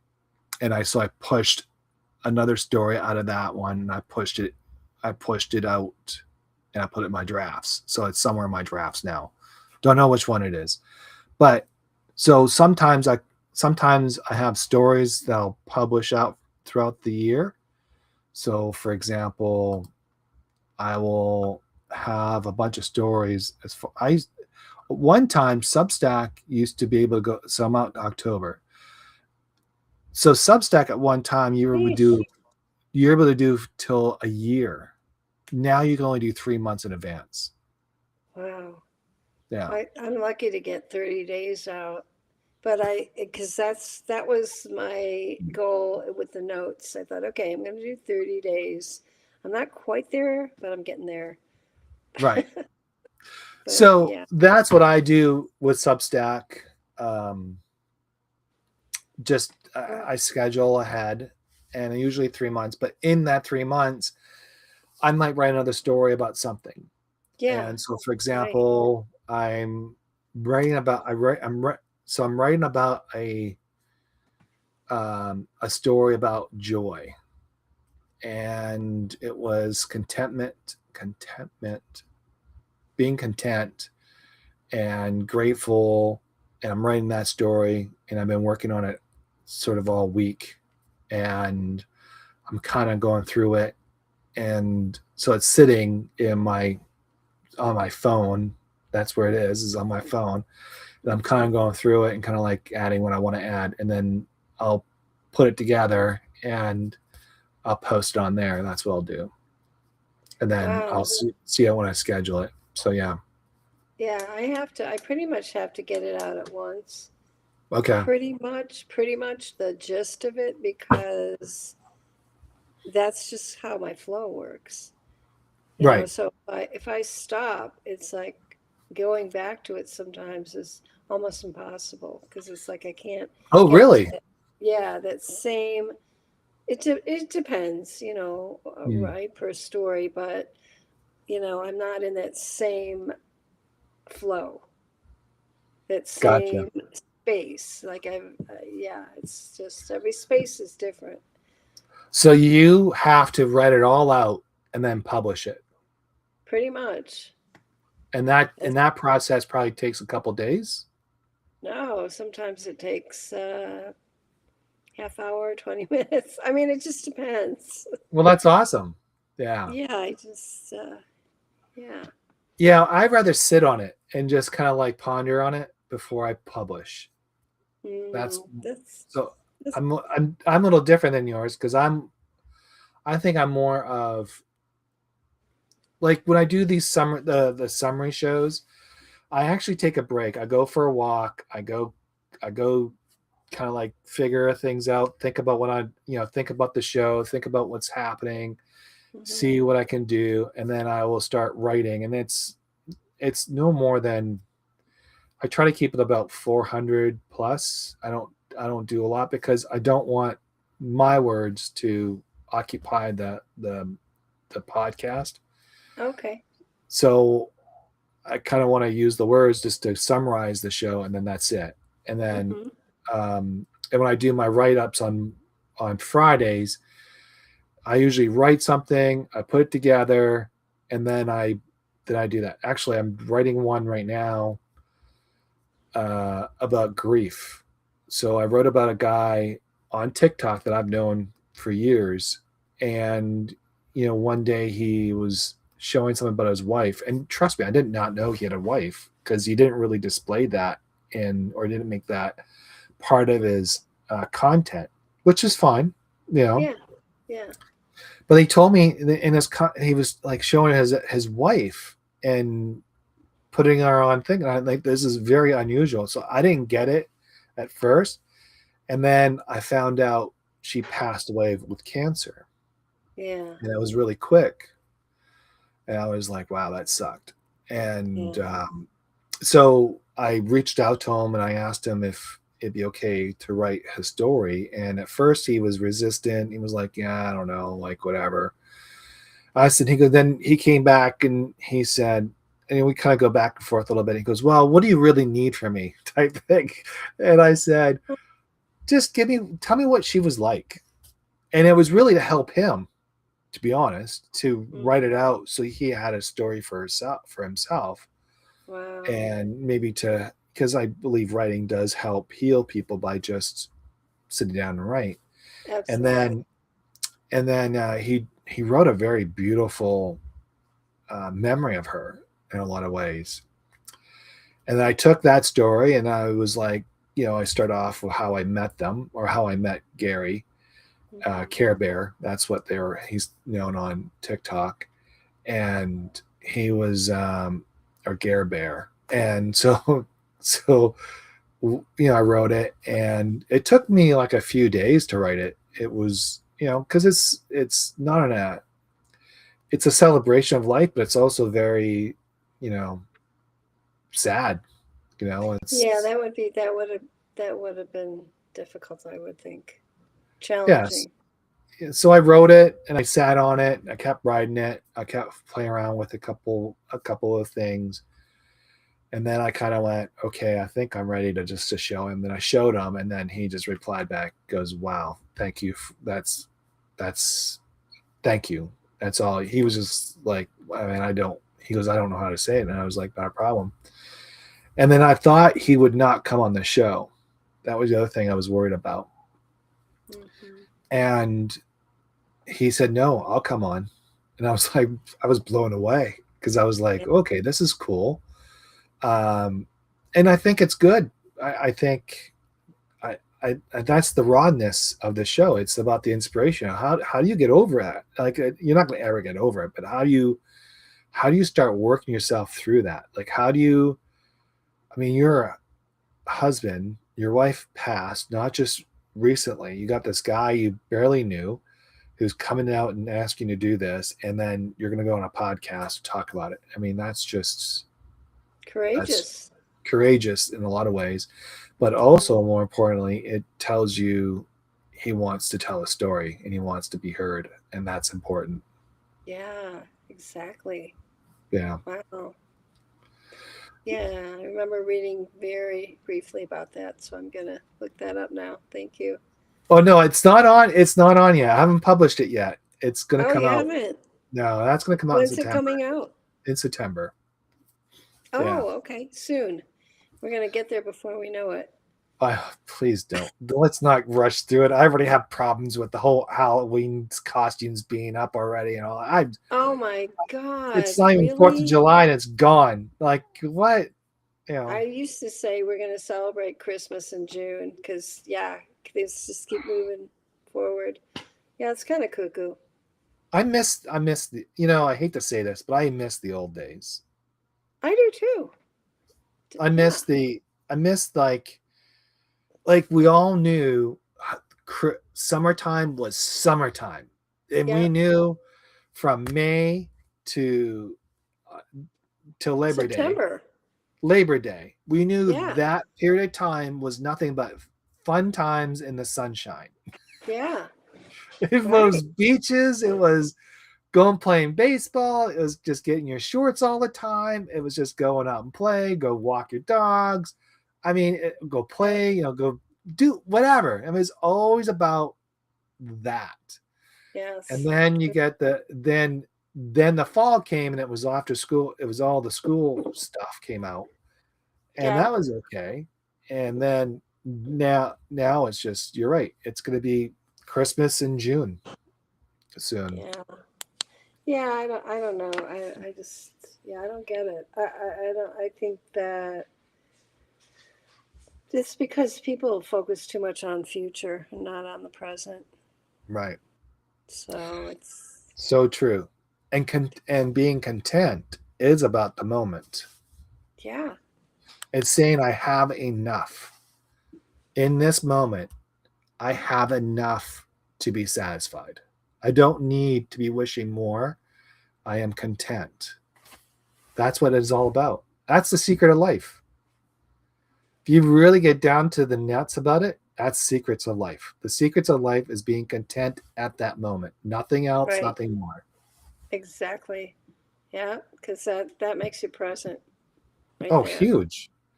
And I Yeah. I can and I can tell you stories how many times I thought about this, comparing that person to myself, and why am I in this situation and they're in that situation. It doesn't improve your situation. It actually hurts your situation by thinking that. And Oh, because you're in yeah. a victim, because then you're in a victim mentality, Right. because you're Totally. always a victim. Like, why this? Why is that? Well, the why is not about why it's happening. Is the why is, why aren't you doing about it? Why aren't you being the better person and just living with what you have and moving forward with what you have and trying to plant that seed today, and so it grows Yeah. down the road. That's the Yeah. true part of it. Just You know, being yourself, right? Just being yes, authentic and true. right. Yeah. And that's what's about, and that's what's about Substack. Substack is completely all about that. So Yeah. Yeah. Although we did briefly talk about starting a new one, which I still think about sometimes. It's starting a new Substack, yeah. why is that? Just because that one's getting kind of crowded, like you said about the space.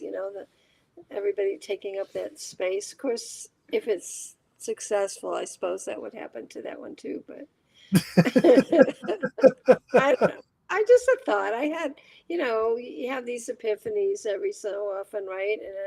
And I had actually a name come to me, and it's like, whoa, that's an idea. Okay. Well, yeah. So how do people get to you on Substack? What's the way to get to you? So yeah, it's the the Elegant Bohemian at Substack.com. Um, yeah, yeah. I'd Okay. love to hear from you, Yeah. audience. Right. So what's the lesson learned throughout this whole process on your publications and all that? What's or learning how to about your what are the things you want to pass along to other people? I would say that it's really important to have community and to have support and to ask for help and to have help. I mean, I've had some really good people with me, and I don't want to say behind me because they were really with me, and yeah, I think it's so important because it just feels so overwhelming, right? Oh yeah. So Shelly Grossman, I think I said that right, said she can help you with formatting. Ooh, wow. Oh, I So love it. I'll connect you to, so you're connected. So Okay. Is that IE or Y? it's Chellie. Shelly. Is that how you Oh, say with that? a CH? Okay. Yeah. And Grossman. Grossman. Cool. Oh, very cool. Oh, thanks, Shelley. Yeah. Cool.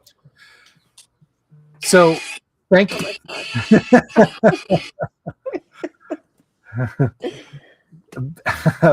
That's our closing. Well, What? What'd thank you you say? very much, Ruth. Oh. Ruthie. Is it Ruthie or Ruth? Legally it's Ruth, but my friends decided I'm more of a Ruthie, so whatever.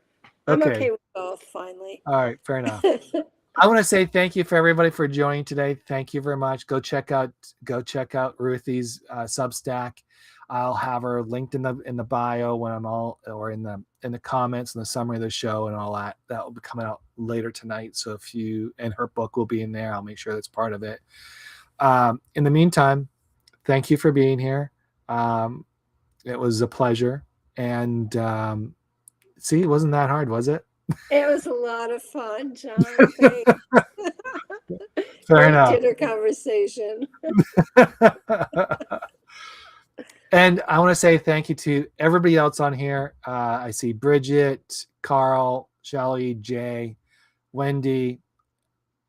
Thank you for coming on and joining us on this podcast. Appreciate it.